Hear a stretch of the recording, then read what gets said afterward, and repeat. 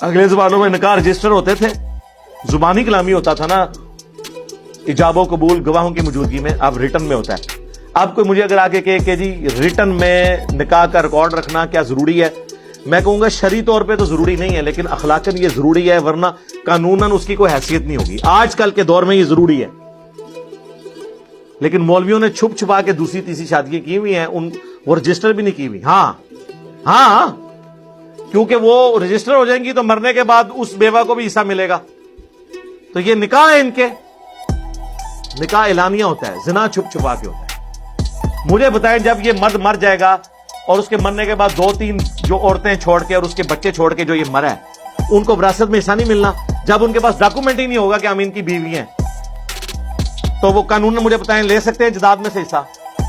تو ایسے مردوں کے ساتھ یہ عورتیں شادیاں کیوں کرتی ہیں مولویوں کے ساتھ؟ اور یہ مولوی زیادہ تر کرتے ہیں, یا مولوی کرتے ہیں یا پولیٹیشینز کرتے ہیں, اور اس کو رجسٹر نہیں کرواتے. آج کے دور میں اگر کوئی رجسٹریشن نہیں کروا رہا نا نکاح کی میرے بھائی, ایسا نکاح بھی باطل ہے, کیونکہ وہ آپ کو غرر اور دھوکے پہ مبنی ہے, چاہے اسلامی شرطیں پوری ہیں.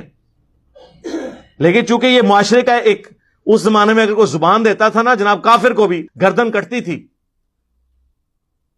جناب غزوہ خندق میں کافروں نے بھی مسلمانوں کی طرف سے لڑتے ہوئے جان دی ہے, جنہوں نے مساک مدینہ حضور کے ساتھ کی ہوئی تھی. اتنی زبان کے پکے تھے وہ, نبی کو نبی نہیں مانتے تھے, لیکن کہتے تھے زبان دی ہے کہ اگر کل مدینے پہ حملہ ہوا تو ہم مدینے کی بات کریں گے. مرے ہیں وہ, عمر سیریز میں انہوں نے دکھایا مرتے ہوئے ان کو. آج کل لوگوں کی زبان ہی نہیں ہے, ریٹن میں ریکارڈ ضروری ہے.